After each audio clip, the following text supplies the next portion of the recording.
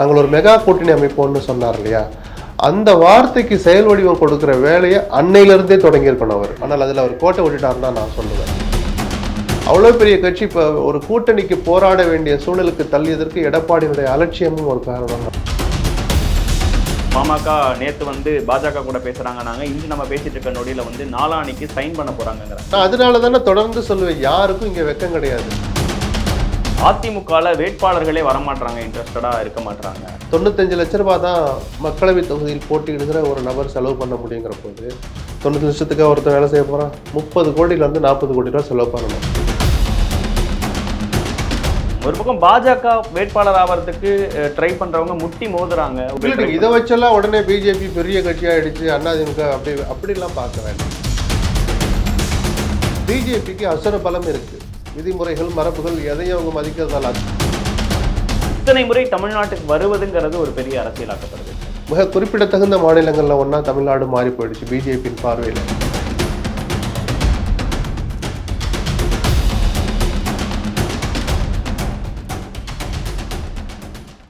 வணக்கம், இது தி டிபேட். நான் தினேஷ். சிறப்பு நேர்காணலில் இன்று நம்மோடு இணைந்திருப்பவர் மூத்த பத்திரிகையாளர் திருமிகு எஸ்பி லட்சுமணன் அவர். சார் வணக்கம். சார் வணக்கம். ஏப்ரல் 19ஆம் தேதி தமிழ்நாட்டுக்கு தேர்தல் ஃபர்ஸ்ட் ஃபேஸ்லேயே நடக்குது. ரொம்ப விரைவாக வந்துருச்சுன்னு நினைக்கிறீங்களா, இல்லை இப்படி தான் நடக்கும் பிளான் தான் நீங்கள் எதிர்பார்த்தது இதுதானா? தேர்தல் அறிவிக்கை, எலெக்ஷன் நோட்டிஃபிகேஷன் என்னைக்கு ப்ரெஸ் மீட் வச்சு சொல்ல போகிறாங்கன்னு நம்ம எல்லாருக்கும் தெரிய வருதோ, அப்போதே தேர்தலில் போட்டியிட விரும்புபவர்கள், தங்கள் வேட்பாளரை நிறுத்த விரும்புகிற கட்சிகள் எல்லோரும் மனதளவில் தயாராகிருக்கணுங்கிறது தான் விதி. எங்களுக்கு ஏன் முதல் ஃபேஸில் வச்சிங்க, எங்களை ஏன் நடுவில் வைக்கல, கடைசியில் வைக்கலன்னு கேள்வி கேட்கறது எந்த வகையிலும் நியாயமாக இருக்காது. தொடங்குதுன்னா அன்னையிலேருந்தே தொடங்குதுங்கிற அந்த அர்த்தம் தான். ஆனால் ஒரு விமர்சனம் வந்தது இல்லையா, ஃபர்ஸ்ட் ஃபேஸ்ன்னு தெரிஞ்சுக்கிட்டு தான் மோடி தமிழ்நாட்டுக்கு இத்தனடா வந்தாரான்னு. ரைட்டு, ஆளுங்கட்சி இருக்கிறவங்களுடைய வசதி அதுதான். அது பிஜேபி இந்த கடந்த 2வது ஆட்சியை எடுத்து பார்த்தோம்னா தேர்தல் ஆணையம்ங்கிறது கிட்டத்தட்ட அவங்களுடைய கைப்பாவையாகவே மாறிடுச்சு தான். இது பெரிய அப்படியே சட்ட விதிமீறல் அப்படிலாம் நான் பார்க்கல. ஆளுங்கட்சி ஒரு சலுகையை அனுபவிச்சிடுச்சு. அவங்களுக்கு இந்த ஷெட்யூல் நமக்கெல்லாம் தெரியறதுக்கு முன்னாடி அவங்களுக்கு தெரியும் ஃபர்ஸ்ட் ஃபேஸில் எதெல்லாம் வருது அப்படின்லாம். ஒரு பிரதமராக இருக்கிறவருக்கு, ஆளும் கட்சியாக இருக்கிற பிஜேபிக்கு தெரியல. எனக்கு ஒன்றும் ஆச்சரியம் இல்லை, அதில் ஒன்றும் அதிர்ச்சியும் இல்லை. அது ரொம்ப விரைவாக வந்துருச்சு. நீங்கள் குறிப்பிட்ட மாதிரி பிரதமர் இத்தனை முறை வரார். இன்னைக்கு நம்ம பேசிட்டு இருக்க இந்த நாளில் கூட கோவையில் அவரோட ரோட் ஷோ நடக்குது, நாளைக்கு சேலத்தில் மீட்டிங் நடக்குது, மீண்டும் மதுரையில் ஒரு மீட்டிங் நடக்குது. இத்தனை முறை தமிழ்நாட்டுக்கு வருவதுங்கிறது ஒரு பெரிய அரசியலாக்கப்படுதே சார். இல்லை, அது ஒன்று பலவீனமாக இருக்கிற இடம், நம்ம அதிகமாக போய் அவங்கள உற்சாகப்படுத்தி அடுத்த கட்டத்துக்கு எடுத்துகிட்டு போகலான்னு ஒரு கட்சி தலைவராகவும் இருக்கிற, பிரபலமாக இருக்கிற, டாப் லெவல் நிர்வாகத்தை கவனிக்கிற பிரதமர் மோடி அதை நினைச்சிருக்கலாம். அது ஃபர்ஸ்ட் ஃபேஸ் நடக்குது, நம்மளுடைய விசிட்டை இங்கே தான் வச்சுக்கிடணுங்கிற அது ஒரு நோக்கமாகவும் இருக்கலாம். மிக குறிப்பிடத்தகுந்த மாநிலங்களில் ஒன்றா தமிழ்நாடு மாறி போயிடுச்சு பிஜேபியின் பார்வையில். ஒன்று திராவிட இயக்கங்களை வீழ்த்துறதுனா இங்கே தான் வீழ்த்தி காட்டணும் அப்படிங்கிற அந்த அஜெண்டாவில் தொடங்கி எவ்வளோ நாளைக்கு தான் நம்ம இந்த 5%, 6% நிற்கிறது, நம்ம அடுத்த கட்டத்துக்கு டபுள் டிஜிட்டுக்கு எடுத்துகிட்டு வரணும் அப்படிங்கிற அந்த கட்சியை வளர்க்கிற நோக்கம் கூட இந்த பயணங்களுக்கு பின்னால் இருக்கலாம். இப்போ நீங்கள் பேசிகிட்டு இருக்கும்போதே சொல்லும்போது, தேதி அறிவிக்கும் போதே, எலெக்ஷன் கமிஷன் டேட் அறிவிக்கும் போதே கட்சிகள் தயாராகிருக்கணும், வேட்பாளர்கள் தயாராகிக்கணும்னு சொன்னீங்க. அந்த நாள் முடிஞ்சு இப்போ ஒரு 2-3 நாட்கள் ஆயிடுச்சு. இன்று வரைக்குமே ஆனால் கூட்டணி குறித்த பேச்சுவார்த்தைகள் தமிழ்நாட்டில் போய்கிட்டே இருக்கிறத நம்ம பார்க்க முடியுது. திமுக கூட்டணி ஃபுல்லாக முடிவாகிறது.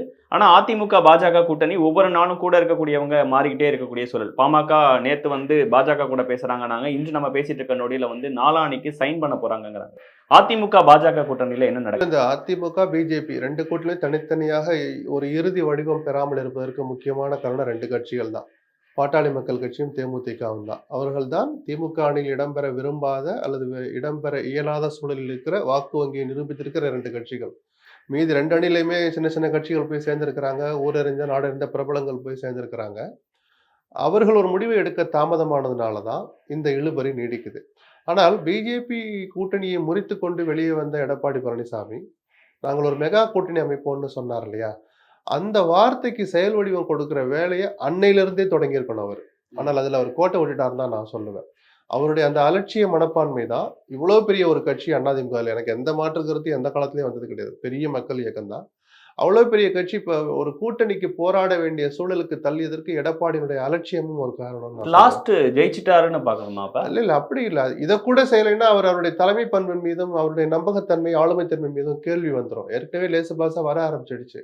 எப்படியாவது மெகா கூட்டணின்னு சொன்னதுக்கு ஓரளவுக்காவது ஒரு அர்த்தம் இருக்கணும்னு சொன்னா இந்த 2 கட்சிகளையும் சேர்க்க வேண்டிய கட்டாயம், நிர்பந்தம் அதிமுகவுக்கு இருக்கு. அதனாலதான் நீங்க கேட்கிற தொகுதியெல்லாம் தர்றோம், எங்களுடைய சேலத்தை கூட எடுத்துக்கோங்க, ஒரே ஒரு ராஜ்யசபா தான் அதிமுக வருது, அதை கூட எடுத்துங்கன்னு போய் சொல்லியாவது பாமகவை தங்கள் பக்கம் இழுக்கிற அளவுக்கான நிர்பந்தம் அதிமுகவுக்கு இந்த இருக்கு. பாஜக பக்கமே போயிட்டாங்கன்னு பேச்சு வந்து அது வெளிப்படையா நான் அதனால சிலருக்கு தானே தொடர்ந்து சொல்லுவேன், யாருக்கும் இங்க வெக்கம் கிடையாது. எங்க பேரம் அதிகமா கிடைக்குதோ, அது நான் நாகரிகமா சொன்னா சீட்டு விஷயத்த தான் சொல்றேன். நமக்கு ஒரு ராஜ்யசபாவும் வேணும், நம்ம தேர்தல்ல 6 வாங்கினோம், 8 வேணும்னு அந்த ஒரு தொகுதி எண்ணிக்கை அதிகமாகறதாகட்டும், மற்ற சில உதவிகள் ஆகட்டும், எங்க யார் அதிகமாக தருவார்களோ அவர்கள் பக்கம் போறது தான் கட்சிகளுடைய வாடிக்கை, வழக்கமாக ஆயிடுச்சு. அத பத்தி அவங்க கூச்சப்படுறதும் இல்ல, வெட்கப்படுறதும் இல்ல. மக்களும் இதெல்லாம் பார்த்து பழகிட்டாங்க. அதனால இதெல்லாம் ஒரு பெரிய விஷயமாவே எனக்கு படல.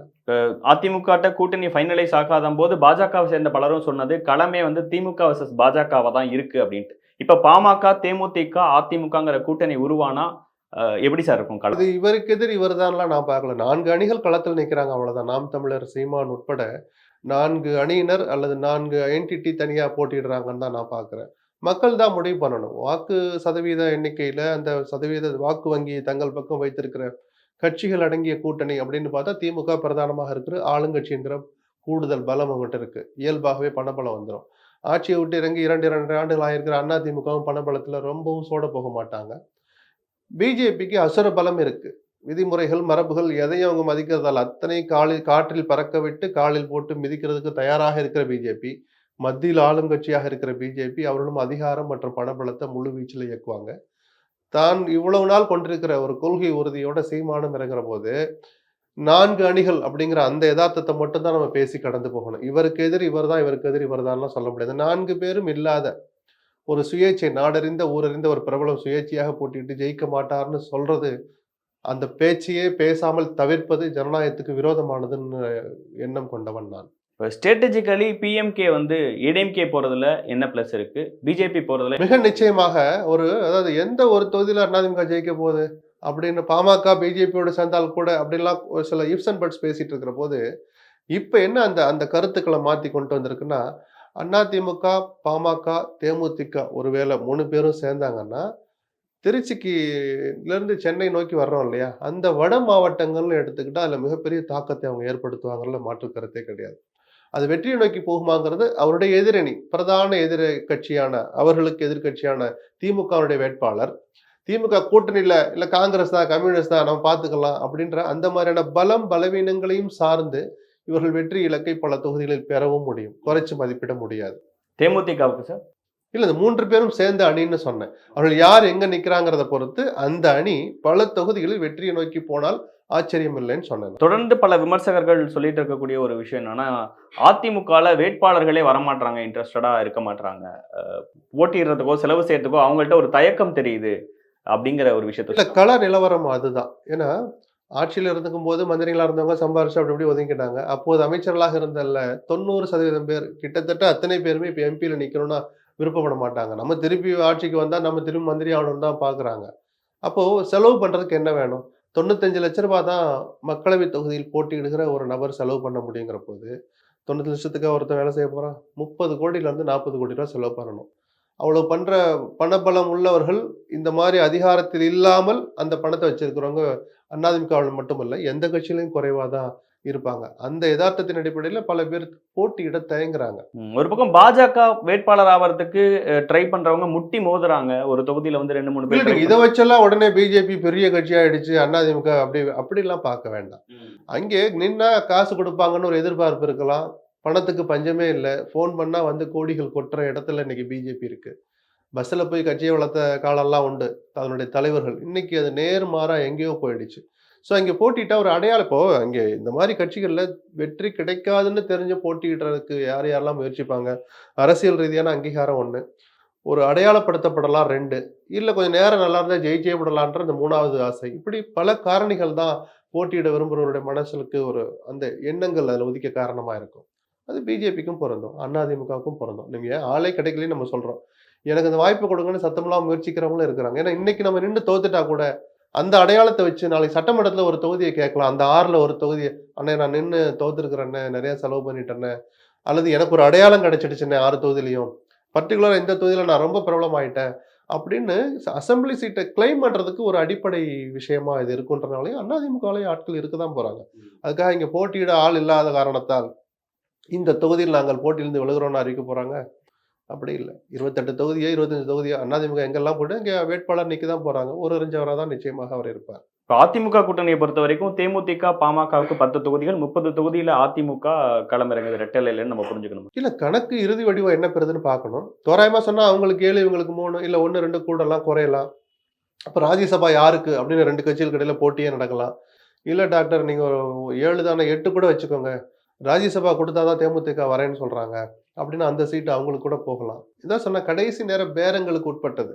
நம்ம அத பத்தி ரொம்ப கவலைப்பட்டு விவாதிக்க வேண்டியதில்ல. இப்ப பாஜகவை பொறுத்த வரைக்கும் ஓபிஎஸ், டிடிவி அவர்களையே தாமரை சின்னத்துல நிக்க சொல்லி ஒரு நிர்பந்தம் கொடுக்குறாங்க, கேட்கறாங்க அப்படிங்கிற ஒரு தகவல்கள் வருது. அது உண்மையா சார்? இன்னொன்னு ரெட்டலையை முடக்கிறது அவங்க வைக்கிற ஒரு ரெக்வெஸ்டா இருக்கு. இல்ல எல்லாமே யூகங்கள் தான். ரெட்டலைய முடக்கணும்னு வெளிப்படையா போய் பிஜேபி கிட்ட மனு குடுத்ததா நான் பார்க்கல. தேர்தல் ஆணையத்துல போய் புகழேந்தி குடுத்துறோம். ஒண்ணு எங்களுக்கு குடுங்க, அல்லது முடக்குங்கன்னு. ஒரு ஒரு ஒரு அதிரடியான ஒரு நடவடிக்கை எடுத்து, விமர்சனங்கள பத்திலாம் கவலைப்பட வேண்டாம். என்ன யாரு பேசினாலும் பரவால்ல, தூற்றினாலும் பரவால்ல, சட்டவிரோதம்னு சொன்னாலும் பரவால்லன்னு பிஜேபி ஒரு முடிவு எடுக்காத வரை, இரட்டை இலை சின்னம் முடக்கப்படுவதற்கான வாய்ப்பு குறைவு. ம். அப்படி நீங்க தாமரையில தான் நிக்கணும்னு தினகரனையோ, ஓபிஎஸ்ஸோ நிர்பந்திச்சதா நமக்கு தெரியல. நின்னாலும் ஆச்சரியம் இல்ல. ஆனால் தினகரன் கடைசியாக கொடுத்த ஒரு பேட்டியில சொன்ன வார்த்தை, "எங்களுக்குன்னு சின்னம் இருக்கு. நாங்கள் எங்க சின்னத்துல போட்டியிடுவோம்னு." கடைசி நேரம் கூட்டணி தலைவர்களா உட்கார்ந்து பேசி ஸ்ட்ராட்டஜிக்கலா சில விஷயங்கள முடிவெடுத்தா, எல்லாரும் ஏத்துக்கிட்டு தானே ஆகணும். அவங்க எத்தனை சீட் சார் கேட்கறதா தெரியுது? ஏன்னா அவங்க நிபந்தனையற்ற ஆதரவுன்னு சொல்றாங்க. பட் தேனியில டிடிவி தினகரன் போட்டியிட இல்ல வாய்ப்பு எனக்கு இருக்கு. தெரிஞ்சு குறைஞ்சது 3 இடங்கள்ல அமமுக போட்டியிட தயாரா இருக்கிறாங்கன்னு நான் நினைக்கிறேன். ஓபிஎஸ் அவர்கள். அதே இடம் தான் கிட்டத்தட்ட. ம். ஒரு 9 இடங்கள கொடுங்க நாங்க பிரிச்சுக்கிறோம்னு கேட்டதா தான் என் காதுக்கு செய்திகள் வந்தது. இப்ப இந்த வேட்பாளர் அறிவிப்புகள் எப்ப சார் வரும் தமிழ்நாட்டை பொறுத்த வரைக்கும்? ஒரு ஒரு நாளும் வராங்க. இன்று மாலை திமுக அறிவிக்கிறதா இருக்கிறாங்க. இன்னைக்கு காங்கிரஸ் அதுக்கு 2 மணி நேரம் முன்னாடி காங்கிரஸ் திமுக இடையான ஒப்பந்தம் கையெழுத்தாகுது. என்னென்ன தொகுதிகள்னு. அப்படிங்கிறபோது காங்கிரஸ பத்தி சொல்லவே வேண்டாம். அது நாமினேஷன் ஃபைல் பண்றதுக்கு கதவு பூட்ட போறாங்கன்ற வரைக்கும் அவங்க இழுத்துட்டு கிடக்கலாம். ஒரு ஒரு கட்சியும் சொல்ல ஆரம்பிச்சிட்டாங்களா, மார்க்சிஸ்ட் அறிவிச்சிட்டாங்க. சிபிஎம் இன்னைக்கு நாளைக்கு அறிவிக்கலாம். தேர்தல் ஜுரம் தொடங்கிடுச்சுன்னா ஒரு ஒரு நாளும் ஒரு ஒரு விஷயங்கள் நடந்துட்டு தானே இருக்கும். என்ன நடக்க போகுது தேர்தலை பொறுத்த வரைக்கும் பொறுத்து வந்து பார்க்கலாம் சார்.